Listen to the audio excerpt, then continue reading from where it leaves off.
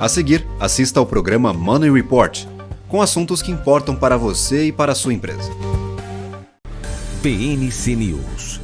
Informação que gera valor.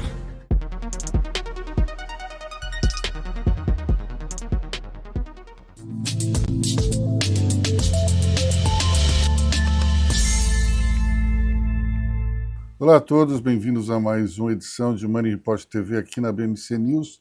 Hoje estamos aqui com um trio que, para variar, vai dar um samba muito interessante com a troca de experiências. Eu tenho aqui ao meu lado o Wilson Ferreira, ele é empresário da área de energia, muito conhecido nesse mercado. Nós temos Rodrigo Vasconcelos, que é fundador da Petland, e Preto Zezé, da CUFA.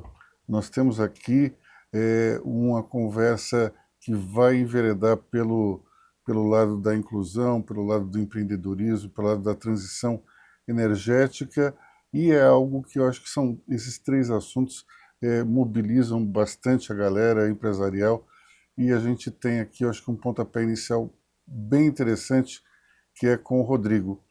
Na sua rede social, você se define como empreendedor e você coloca o D, o O e o R em destaque, a dor do empreendedor.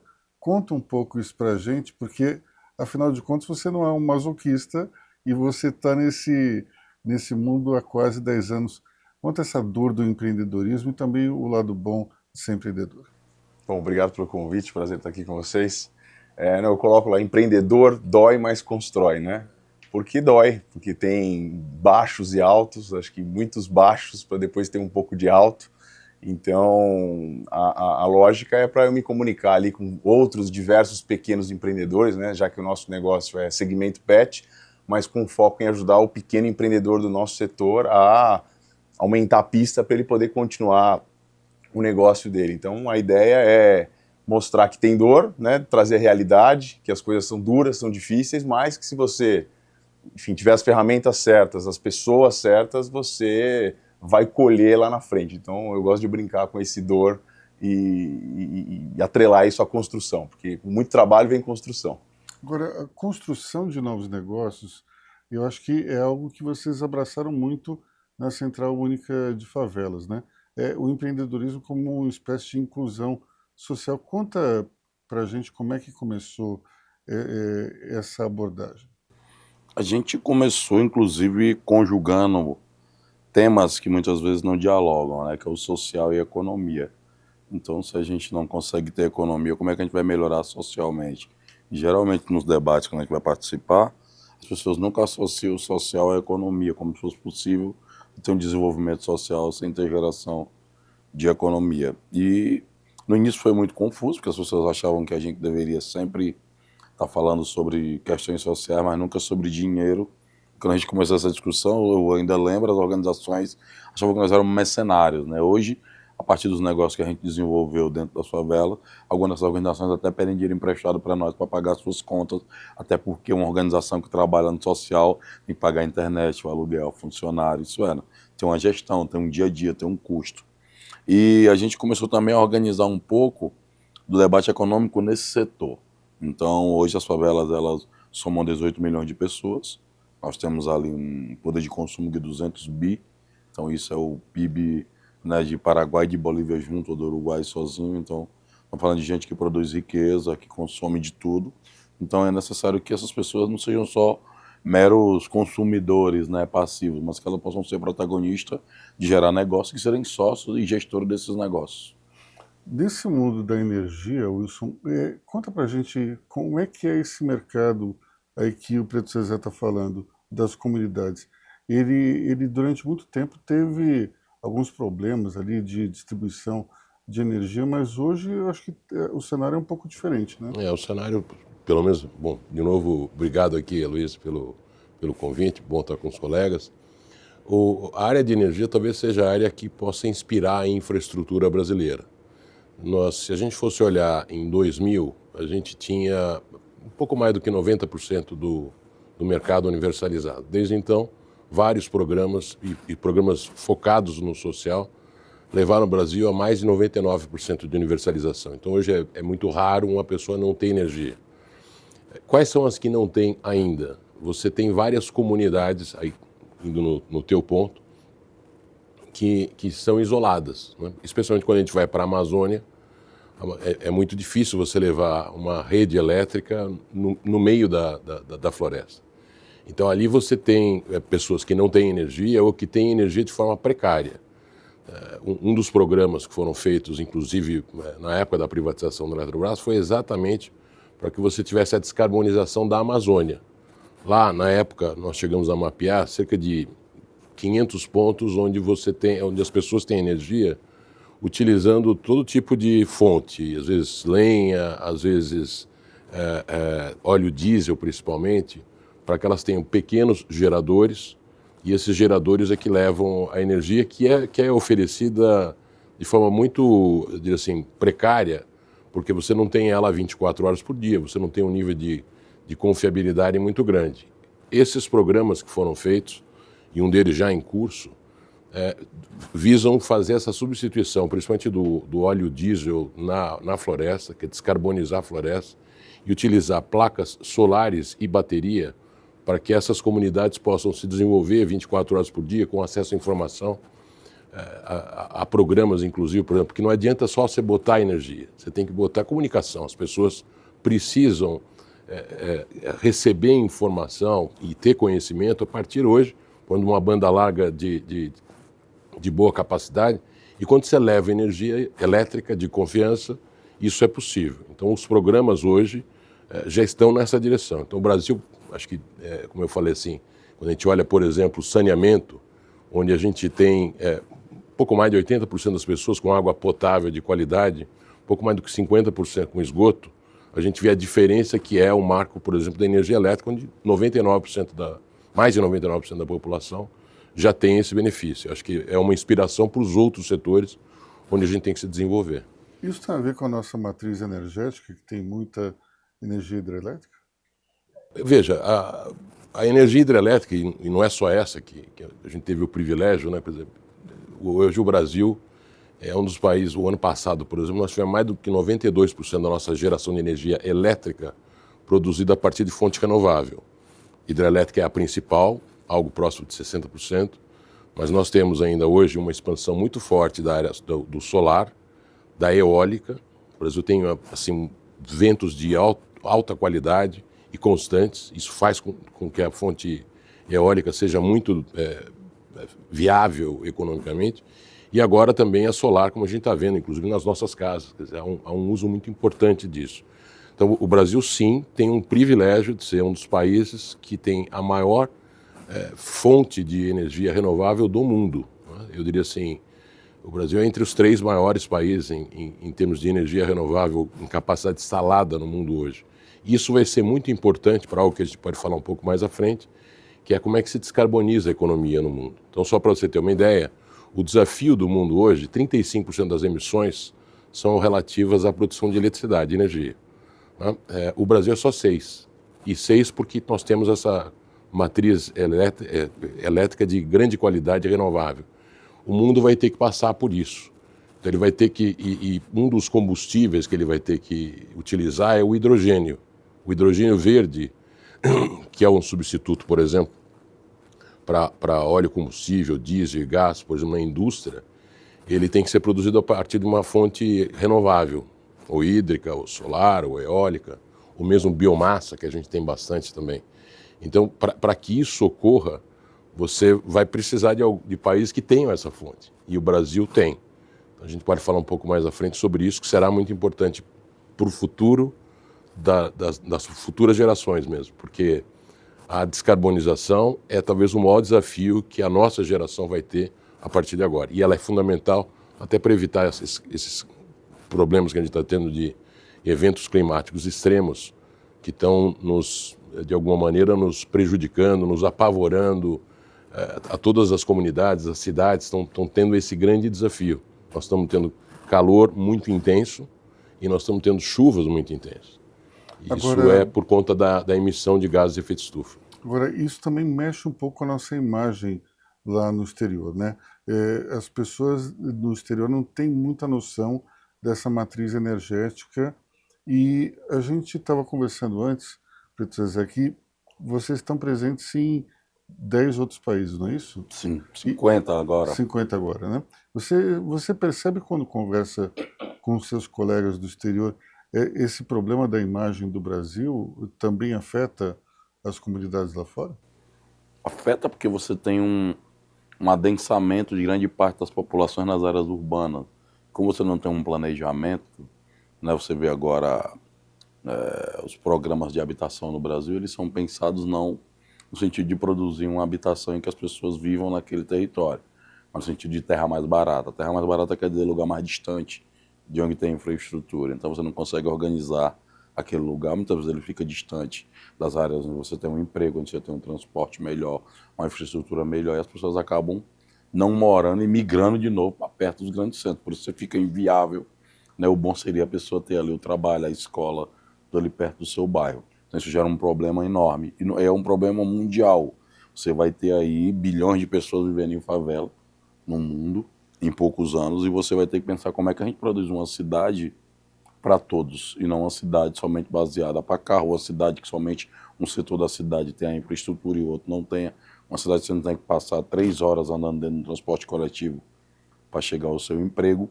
Então você tem muitos desafios relacionados às cidades, e quando a gente discute isso mundialmente, a gente está em 50 países, a nossa meta é chegar a 100, para organizar globalmente saídas comuns, apesar dos sotaques, e muitas vezes tem uma diferença ou outra, mas os dilemas são muito parecidos uns dos outros.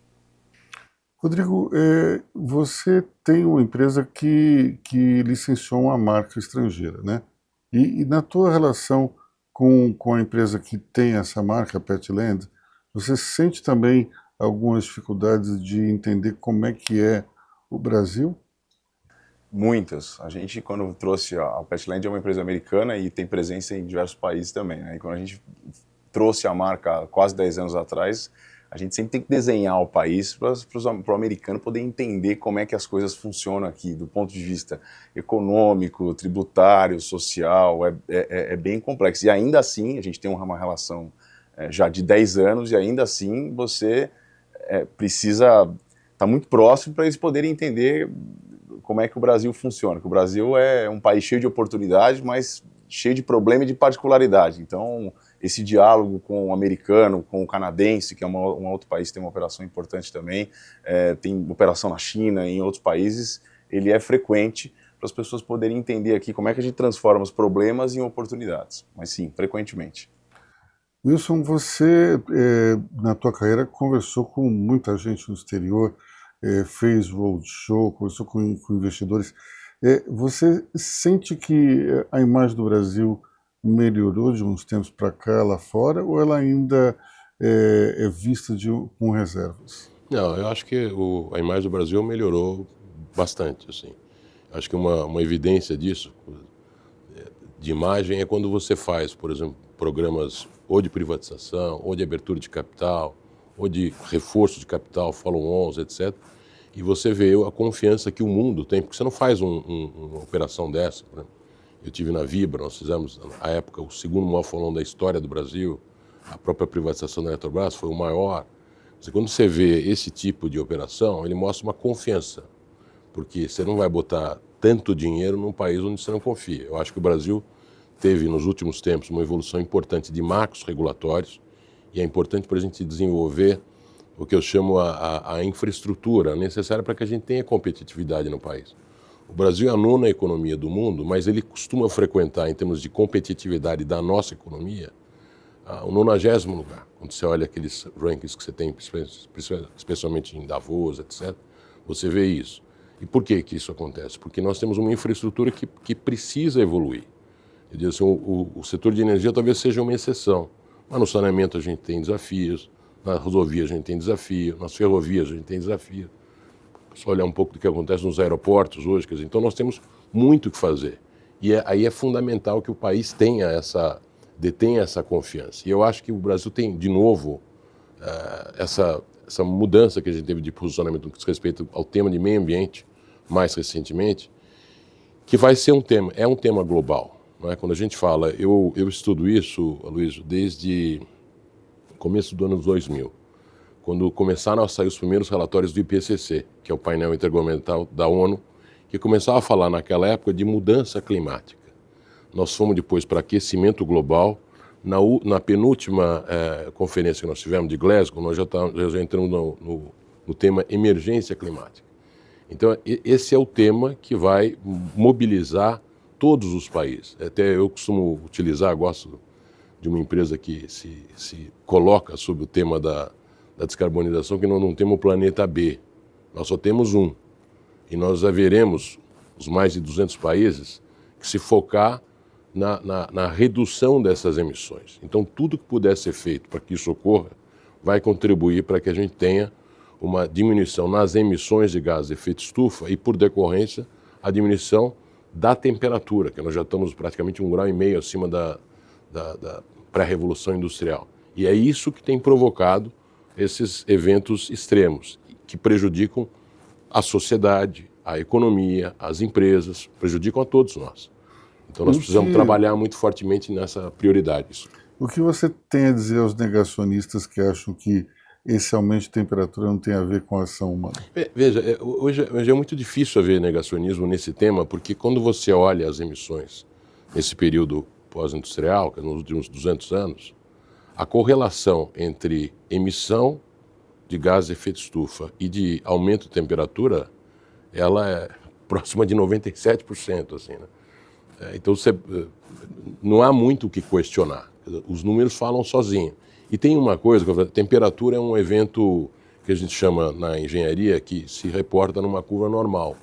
Você tem uma expectativa muito elevada do que é o comportamento da temperatura, como são, por exemplo, da fluência de rios para você calcular potência de hidrelétrica, etc. Quando você, num espaço pequeno como os últimos anos, você põe 1,5 grau, você numa curva normal, o problema de uma curva normal é o que a gente chama de cauda, né? Ela tem um formato dessa maneira e na cauda é que acontecem os eventos extremos. Ora, quando você movimenta esta curva 1,5 grau, parece pouco, o volume de eventos extremos que estava do lado direito aumenta assim, exponencialmente. Então não é à toa que a gente está tendo 6, 7, às vezes 8 vezes mais eventos. Nós nunca vimos, veja, é só você pegar os últimos 3, 4 anos, nós tivemos o ano mais seco da nossa história e um dos anos mais úmidos da nossa história no espaço de 3 anos. Mas veja o que aconteceu com as cidades, os eventos que nós assistimos aqui, de norte a sul do país. Nós tivemos a maior seca na Amazônia, como tivemos a maior seca no sul também. Nós tivemos aqui eventos de chuva que a gente nunca tinha visto. Só lembrar o que aconteceu em São Sebastião no ano passado. Sensação térmica de mais 60 graus no Rio de Janeiro? Nunca tivemos. E essas coisas não são coincidência. Essas coisas estão relacionadas diretamente com o que eu estou falando. Há uma correlação quase de 100% dos eventos climáticos com o tema da temperatura e das emissões. O Wilson estava falando dessa experiência aí com investidores estrangeiros, e a gente tem também, Preto Zezé, a CUFA como um centro de atração de capital, né? Sim. E conta um pouco da Expo Favela e como é que os bancos eles estão ultimamente muito envolvidos em ajudar o empreendedorismo nas comunidades. A Expo Favela foi uma forma que a gente achou de colocar a favela no debate econômico. Então, a gente começou a organizar isso. As pessoas não tinham ideia ainda do que era esse, como é que se manifestava esse volume, né, de produção de economia. Quando a gente realizou a Expo Favela em 24 estados e realizamos a etapa nacional aqui, nós conseguimos juntar o nosso amigo eterno Abílio Diniz com um empreendedor de varejo dentro da favela, um comunicador como Luciano Huck, como o Condzilla. Então, todas as horas eu comecei a encontrar o paralelo correspondente de grandes investidores e inovadores de favela com o de mercado. Quando a gente produziu esse encontro, aí é essa coisa do Brasil que ele estava falando aqui, meu parceiro, é que a gente começa a entender um pouco do que é a dinâmica do Brasil e o que é que o Brasil tem produzido, né? A gente tem se inspirado muito em coisas que vêm de fora do país, mas a gente tem encontrado na Expo Favela, por exemplo, saídas brasileiras para problemas brasileiros. Então acho que é muito interessante até para a gente poder pensar como é que a gente, a partir do que a gente vive, porque é uma coisa, por exemplo, você fazer um festival de música naqueles parques de Berlim e tal. Outra coisa é você fazer um Rock in Rio no Rio de Janeiro, dentro das condições que é um Rock in Rio em que o Roberto Medina faz. Então, tem usado muito essa ilustração para a gente pensar como é que nós vamos encontrar para o país, dentro da dinâmica que ele é, dos problemas e dos desafios que ele tem, saídas para nós. Então, quando eu organizo uma feira de negócios, com gente de favela, que eu consigo mobilizar os bancos, consigo mobilizar empresas, marcas e grandes serviços para dialogar com esse setor, eu tiro a favela de um lugar de coadjuvante para protagonista de um processo. Para você ter ideia, durante a pandemia nós criamos várias empresas de acordo com a dinâmica e a dificuldade na pandemia. Uma delas foi de logística, que era em parceria com a Luft. Então a gente chamou Favela Log. Então hoje a Amazon já está negociando como é que a gente monta uma nova operação, né, a nível nacional, a partir dessa experiência que entrega, já que o mercado ali você tem 87% das pessoas comprando pela internet, mas somente 46% conseguem acessar essas compras devido a uma série de problemas de infraestrutura e logística. Você tem na Favela Log, você consegue fazer, né, esses produtos, essas compras chegarem a esses lugares. Então isso virou acabando um negócio também. Aí quando eu reparo de telefonia, de acesso à internet, você vai também vendo que há um mundo a se descobrir de um país chamado favela.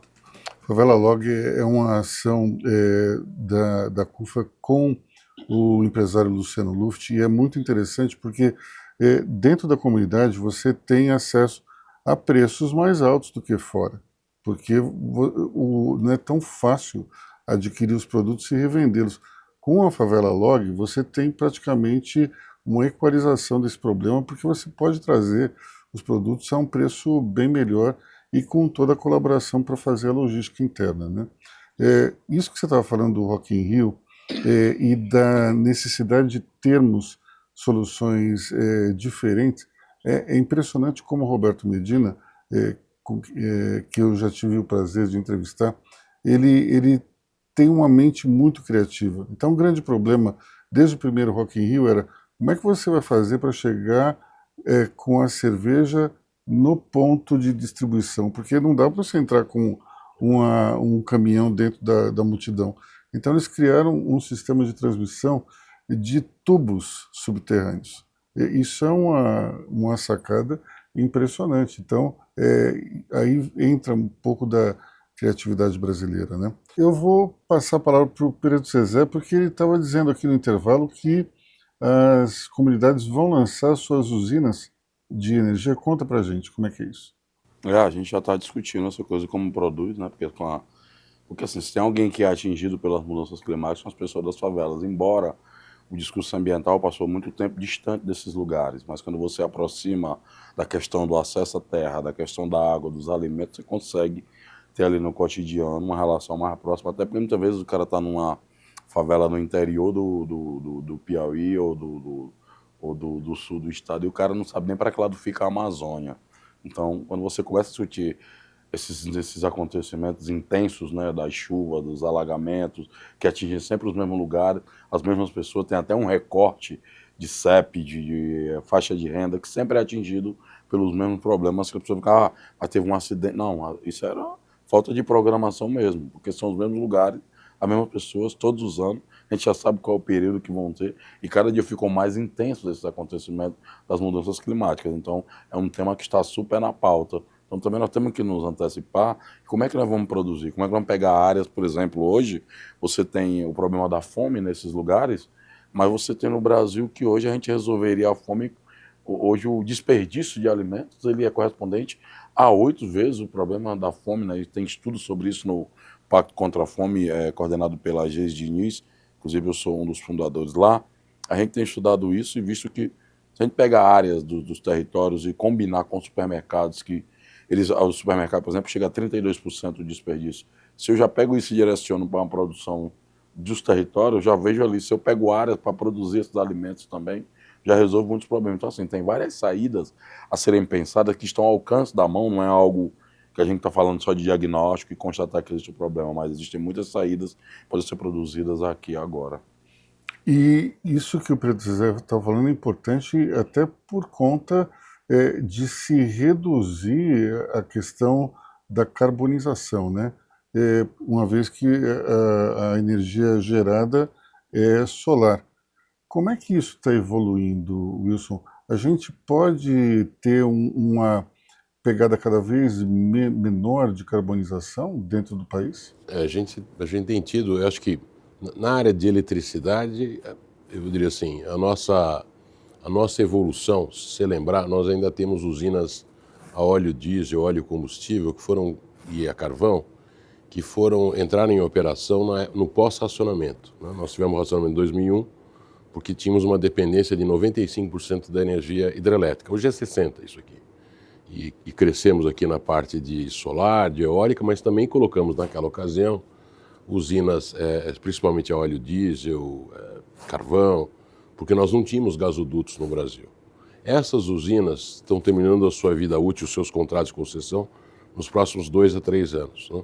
Algumas estão terminando já agora, a partir de 2024. Então, o que acaba acontecendo é que a gente vai ter uma substituição dessas usinas por gás natural, que dos combustíveis fósseis é o menos poluente, é o que torna as usinas mais eficientes. Então, na coisa da energia elétrica, eu diria assim, nós estamos avançando bastante, seja porque reduzimos as fontes mais poluentes, seja porque, como eu falei, temos um potencial enorme de crescer naquelas renováveis. Eu acho que um ponto talvez importante de mencionar a você, no que diz respeito à carbonização, como você falou, e a necessidade que nós temos de descarbonizar a economia, diz respeito, por exemplo, quais são as prioridades ambientais brasileiras.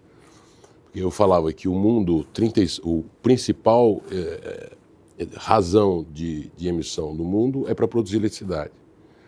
O Brasil é só 6% e o mundo é 35%. Mas qual que é a nossa? Onde é que a gente pode contribuir para descarbonizar o Brasil, que é o 6º maior emissor do mundo, né? Mas metade das nossas emissões se devem ao que a gente chama de uso da terra, que no mundo é 6% e aqui é 50%. Em grande medida por conta do que a gente chama de desmatamento ilegal, as queimadas ilegais, que a gente assiste às vezes, infelizmente, na televisão. O nosso desafio de descarbonização é isso, e já foi assumido publicamente, e a gente acabar com o desmatamento ilegal até 2030, é uma das metas do Brasil perante a COP, perante aos acordos climáticos. E eu acho que a gente tem algumas descobertas importantes. O Brasil tem 31 milhões de hectares certificados como degradados. Então, quer dizer, nós precisamos, de alguma maneira, ter um foco em reflorestar. E o Brasil assumiu esse compromisso também. E uma das formas de reflorestar é potencializar uma coisa que o Brasil tem muito forte. Para além da energia renovável, que eu falei, energia elétrica renovável, o Brasil é um dos países que tem o maior potencial de produção de biocombustíveis. Nós já somos nós somos o 2º maior produtor de etanol do mundo, né? É só lembrar que os nossos veículos funcionam com etanol desde os finais dos anos 70. Eu acho que tivemos uma evolução importante nos últimos anos com a produção do carro flex. Então a nossa matriz de uso de combustíveis, ela também é diferenciada do mundo. É só lembrar que a nossa gasolina tem 27% de etanol misturado com ela. Isso faz com que o quilômetro rodado do nosso veículo emita menos do que qualquer veículo no mundo. A mesma coisa no que diz respeito ao transporte de carga, porque nós também temos o biodiesel misturado com o diesel. Tá? Nós vamos chegar agora próximo de 15%. Isso também é uma contribuição. Mas o mundo vai precisar de mais do que isso. O mundo vai precisar, por exemplo, de combustível sustentável para a aviação. E nós tivemos uma experiência importante em Roraima, fazendo reflorestamento de uma área degradada com palma, para produzir combustível sustentável da aviação. Vai ser feito aqui no Brasil. Nós vamos ter que ter uma substituição, por exemplo, de diesel por diesel verde, da mesma maneira. Então, você tem a produção de vegetais que vão gerar essa alternativa. E você tem também uma coisa que vai ser fundamental, principalmente para transporte de carga, que é o biometano. E aqui a gente tem 2 coisas bacanas que eu tenho visto nos últimos tempos que vale a pena mencionar para você. A primeira é a possibilidade de produzir biometano a partir da vinhaça, que é da biodigestão de vinhaça, que é um resíduo da produção do nosso etanol de cana-de-açúcar. Então é possível hoje, e já existem experiências bem-sucedidas, em escala industrial já, para a produção de biometano. E uma segunda é o que a gente tem feito, e isso vale também a pena colocar para você. 40% do lixo brasileiro ele não é tratado da forma adequada em aterros sanitários, com reciclagem, etc. Ele é colocado em lixões. Isso é um problema, porque no lixão você tem, além da contaminação do lençol freático, você tem a emissão de metano, que é um gás que é ruim do seu ponto de vista, é um dos gases de efeito estufa. Então a gente teria que mexer nisso. E hoje você já tem empresas brasileiras que estão trabalhando de uma forma muito competente no desenvolvimento desses chamados ecoparques e podendo fazer, além da reciclagem, produzir biogás e biometano. Então a gente está tornando uma coisa que era um problema, é um desafio brasileiro, que é a questão do lixo em lixões, ser colocado em locais e produzir esse combustível que é renovável. O biometano é um combustível renovável para que você possa fazer o transporte, que é um modo fundamental para o escoamento, por exemplo, da nossa produção. Eu acredito que a gente tenha, assim, nessas áreas, trabalhado de uma forma muito competente para tornar o Brasil não só um dos líderes em energia elétrica renovável, mas também nos biocombustíveis. O nosso potencial aqui é extraordinário. Você falou em etanol. O etanol brasileiro é feito de cana-de-açúcar. Sim. Mas o americano é De milho. Qual é a diferença energética e por que muitos dizem que o nosso programa é muito melhor que o deles? Veja, porque teoricamente o milho é um alimento, né? Então, a característica dos dois é semelhante. O milho é um pouquinho mais energético do que o de cana-de-açúcar. E há sempre um questionamento sobre o ponto de vista da área que você estaria deslocando de alimentação para combustível. Não é o caso brasileiro. Se a gente for olhar a evolução da produtividade da indústria da cana brasileira, é excepcional. Nós somos claramente, é mais uma vantagem, um diferencial brasileiro. As empresas aqui são extraordinárias. Não é à toa que esse produto já é exportado, né? E se a gente fosse querer descarbonizar o transporte no mundo, era só repetir um pouco do nosso exemplo. Não precisava nem botar 27%, põe a 10%. E você já descarbonizaria uma boa parte das emissões por exemplo, de veículos leves no mundo inteiro. Então, a grande diferença, ou pelo menos o grande questionamento se dava por se deslocar áreas de agricultura para que as pessoas imaginam ser exclusivamente só para a questão de alimentação, e você está usando isso aqui para combustíveis, mas com um motivo nobre, que você está descarbonizando a economia. E no caso brasileiro não houve uma expansão, houve um aumento de produtividade da indústria da cana brasileira, que é, como eu falei, extraordinário, até pela quantidade de uso, porque da cana, e se você for pegar todas as usinas, e a gente tem um polo muito grande aqui em São Paulo, no interior de São Paulo, são os primeiros usos de cogeração do que sobra do bagaço de cana para a produção de açúcar. Ele é utilizado para a cogeração de energia elétrica. Essas usinas de açúcar e álcool são normalmente autossuficientes e exportam a energia excedente para a rede elétrica. Eu, quando fui presidente da CPFL, o polo é nessa região do Sertãozinho, Ribeirão, etc. Então, quando a gente olha o que foi feito ali, é um negócio assim, que a gente tem que se orgulhar mesmo, é um aproveitamento total. Só faltava, talvez, dar um uso melhor para a vinhaça, que agora a gente pode fazer com biometano. Rodrigo, quando a tua empresa ela tem uma característica que é de proporcionar para o pequeno empreendedor condições semelhantes aos dos grandes players, né? Já que você tem volume, tem tecnologia. E nessa questão, digamos, energética, você tem condições também de prover uma tecnologia melhor para aquele seu franqueado?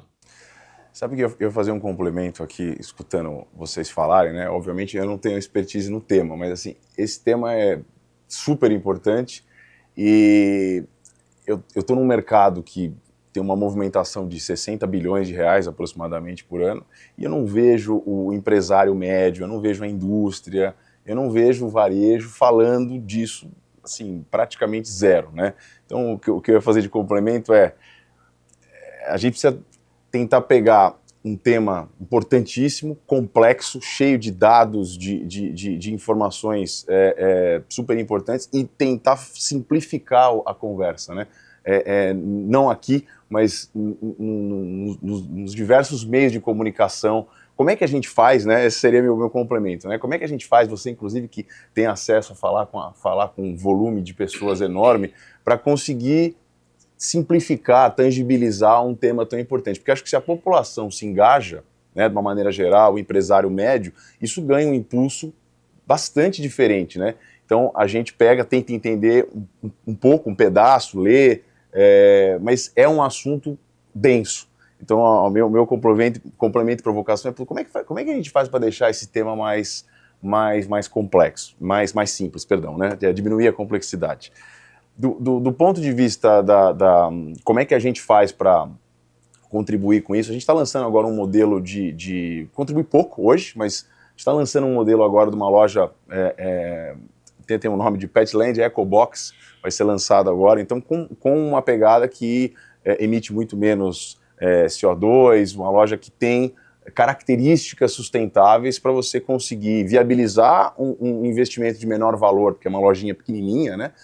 Uma lojinha super no bom sentido, para um empreendedor de pequeno porte, que é o que a gente faz, né? Como eu comentei ali, dar pista para esse empreendedor conseguir correr e conseguir atuar no mercado e, de alguma forma, com uma contribuição, conseguir atender a esse tema que é bastante importante. Então, a gente está lançando agora, no mês de abril, a nossa EcoBox.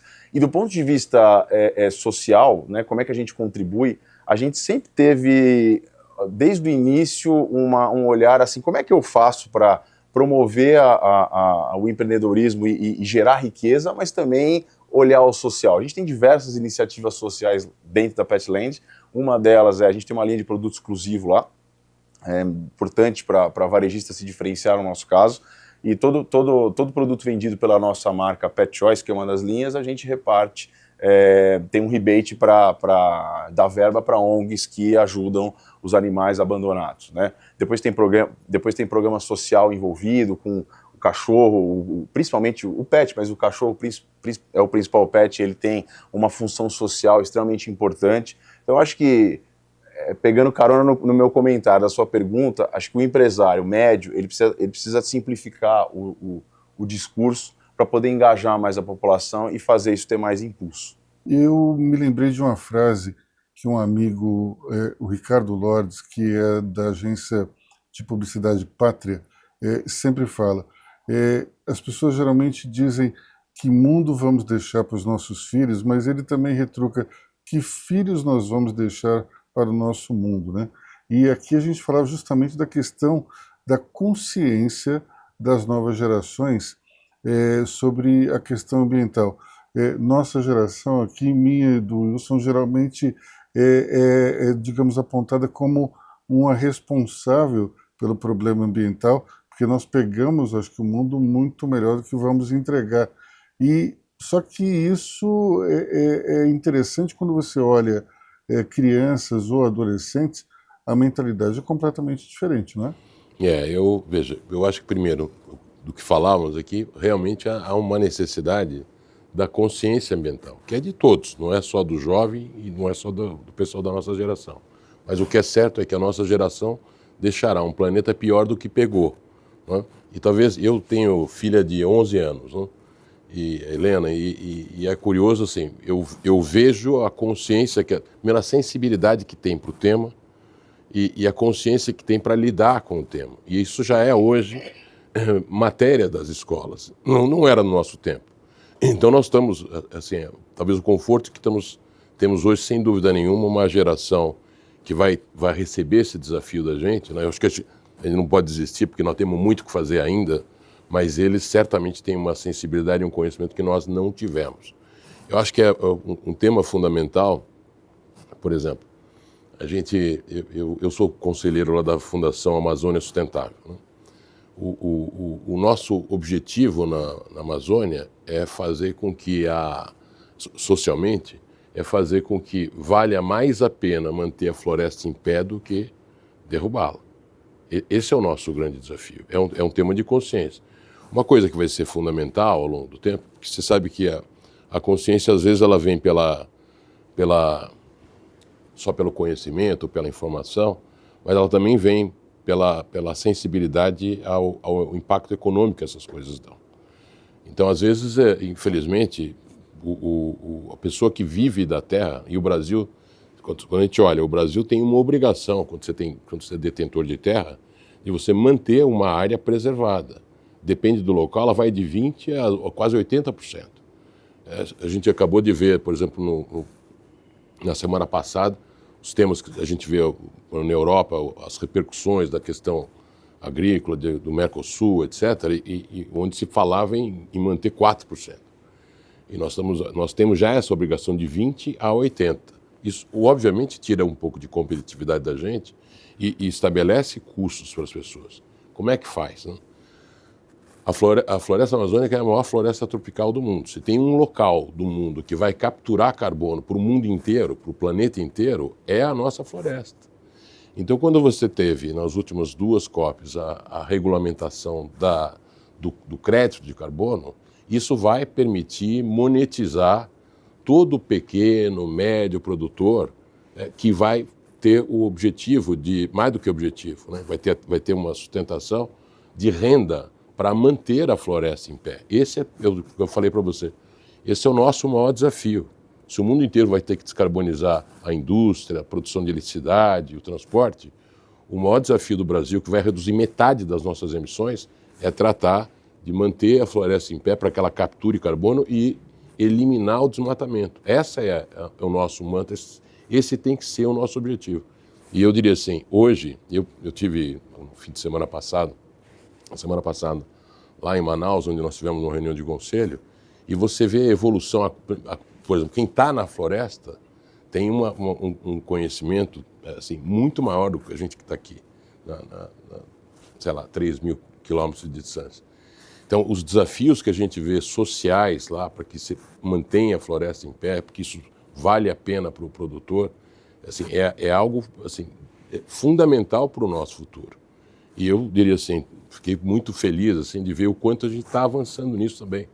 Então, essa a Fundação Amazônia Sustentável é a maior ONG que a gente tem no Brasil. E a quantidade de projetos que se tem e de soluções que se tem tido para a Amazônia, isso será fundamental, porque daqui a um ano nós vamos ter a COP aqui no Brasil, em Belém do Pará. Então nós vamos ter muito o que mostrar para o mundo dessa evolução, dos compromissos ambientais que estamos tendo, das gerações como estão se desenvolvendo. E eu não tenho dúvida que na medida que a gente tem a regulamentação dos créditos de carbono, nós teremos um instrumento adequado para monetizar o serviço ambiental que nós prestamos para o planeta. Esse é um mercado que ele pode se desenvolver além das empresas que geram energia e distribuem? Você acha que tem nichos de mercado que, por exemplo, a CUFA pode explorar? Eu não tenho dúvida que nós temos mais de 8 milhões de produtores rurais, pequenos e médios produtores rurais no Brasil, que tem esse desafio de manter a floresta em pé, tem alguma obrigação, inclusive legal, e não tem remuneração para isso.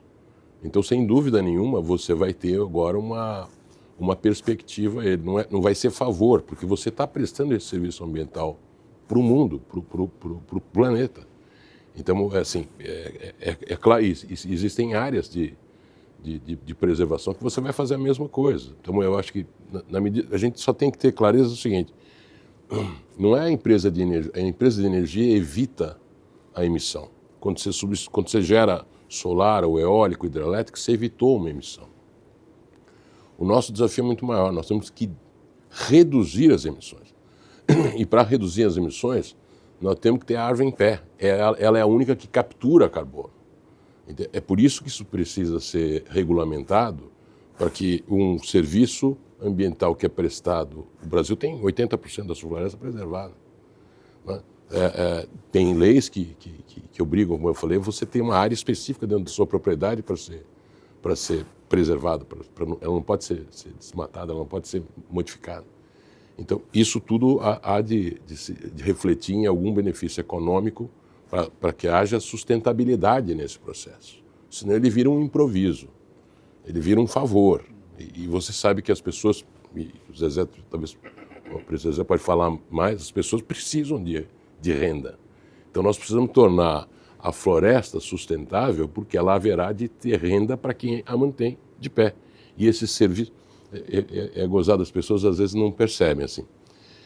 Você sabe que energia hidrelétrica no Brasil, 70% da água brasileira é armazenada aqui na fronteira do estado de Minas com Goiás e com São Paulo, Rio Paranaíba e Rio Grande. Como é que é o nome? Aquífero... Não, o aquífero Guarani, Guarani, né? Sim, mas isso é água. Não. Tá. Os reservatórios de hidrelétricas, 70% da água armazenada em reservatórios são nesses dois, na fronteira desses 3 estados.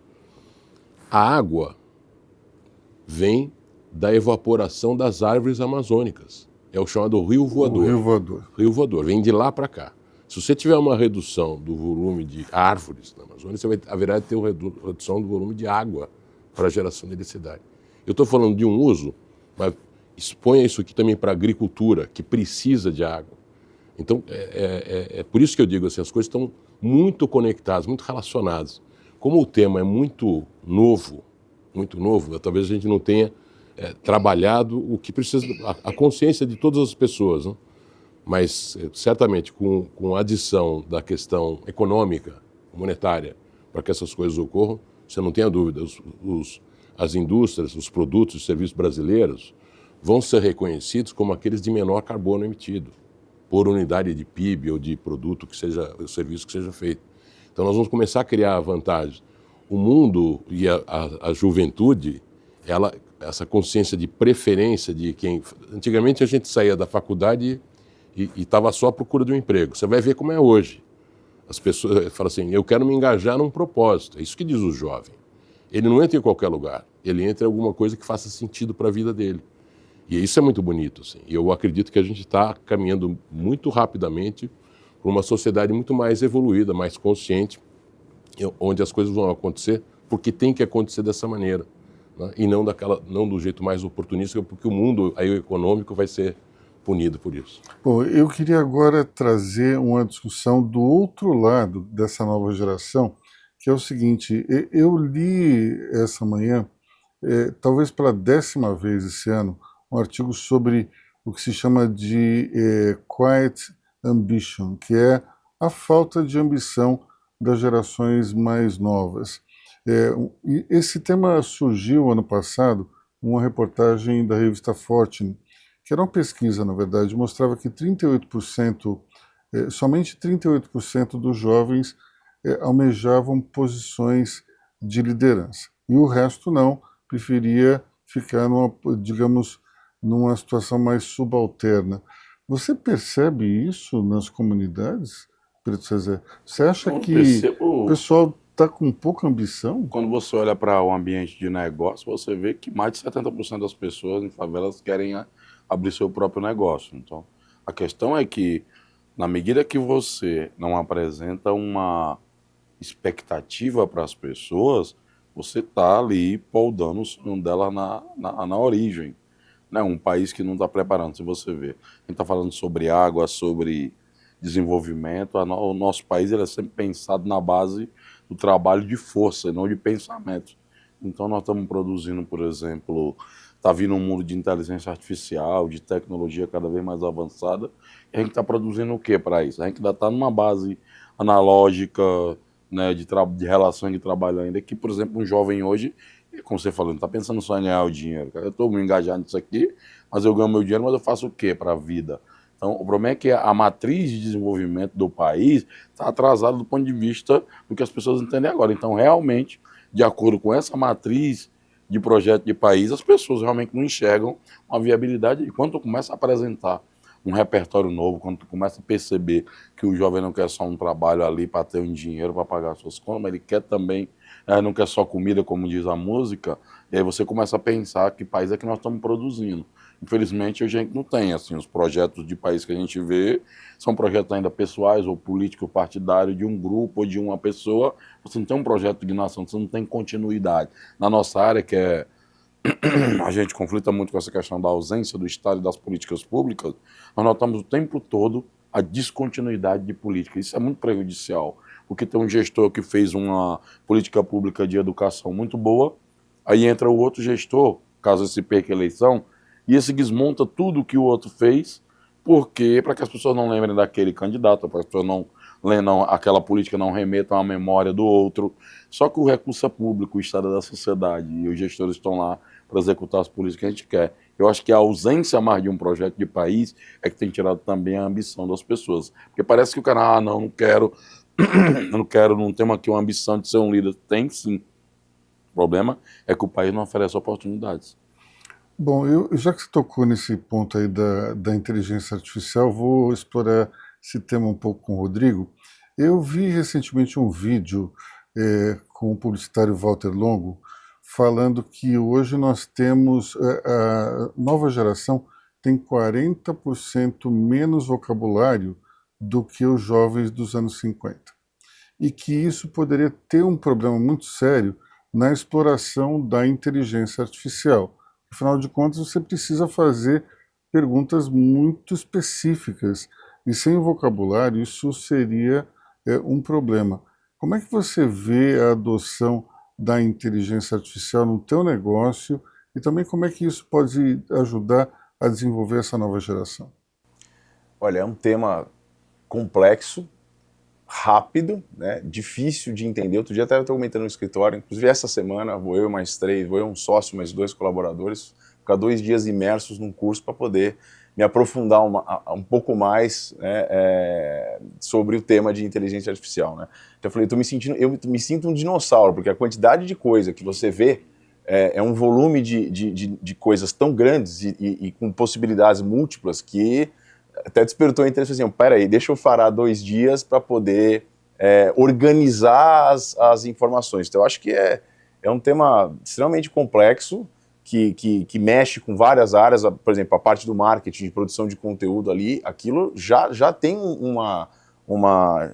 já foi afetado diretamente, né? Então assim, alguém que não sabe fazer boas perguntas, porque hoje numa superfície de inteligência artificial que está lá o ChatGPT, quem não sabe fazer boas perguntas já está muito prejudicado, né? Então na área de marketing, produção de conteúdo, ela já está funcionando muito em cima dos prompts que eles chamam, mas é um assunto complexo, é difícil, estou tentando entender, dedicando tempo para isso. Acho que os profissionais, os líderes têm que ter uma agenda para isso, né? E é complicado, mas tem que ter disciplina para você ter tempo de ter uma agenda num mundo com um monte de complexidade, com temas aqui super urgentes, para você resolver um problema de produtividade também, porque eu acho que outro dia, semana passada, acho que eu estava vendo a produtividade hora-dólar no Brasil versus em outros países, né?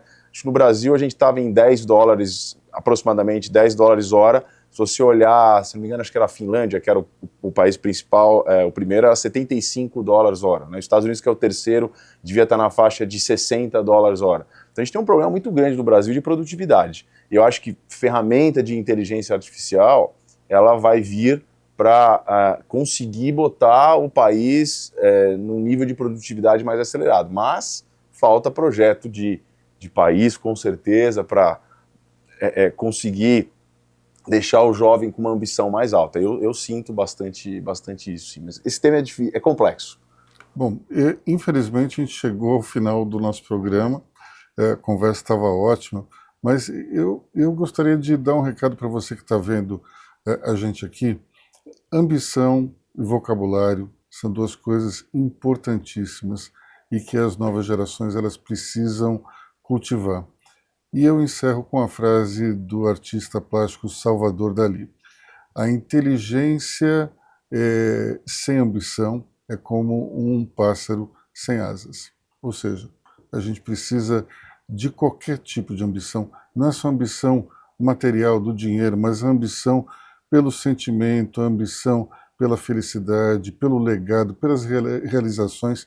Isso é que move o nosso mundo e a humanidade. Então, meus amigos, muito obrigado. Preto Cezé, Rodrigo, Wilson. E até quinta-feira que vem, aqui na BMC News com Money Report TV.